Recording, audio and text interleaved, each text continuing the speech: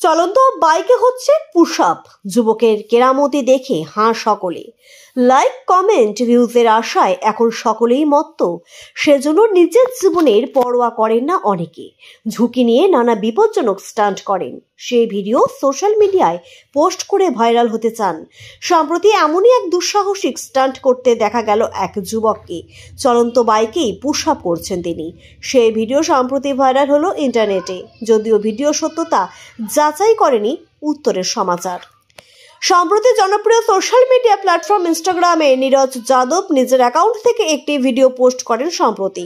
সেই ভিডিওতেই দেখা যাচ্ছে খালি রাস্তা দিয়ে দ্রুত গতিতে যাচ্ছে একটি বাইক। সেই বাইক কেউ চালাচ্ছেন না, উল্টে বাইকের মধ্যে উঠে পুশ আপ করতে দেখা গেল এক যুবককে। আর এই স্টান্ট দেখাচ্ছেন অ্যাকাউন্টের মালিক নীরজ। তার এই কাণ্ড দেখে হতবাক হয়ে গিয়েছেন নেটিজেনরা।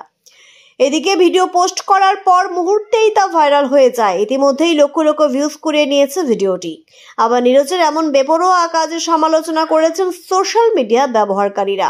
কমেন্ট সেকশন ভরে গিয়েছেন নানা প্রতিক্রিয়ায়। এক ইনস্টাগ্রাম ব্যবহারকারী কমেন্টে লিখেছেন, খতরনাক।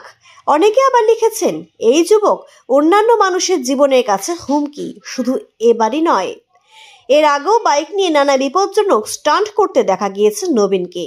তারই মধ্যে একটি বাইক স্টান্টের ভিডিও এক্স হ্যান্ডেলে পোস্ট করা হয়। সঙ্গে ক্যাপশনে লেখা হয়, অন্যান্যদের জীবন বিপদের মুখে ফেলে দেয় এই যুবক। সে রোজ রাস্তায় এমন স্টান্ট করে এবং ভিডিও আপলোড করে।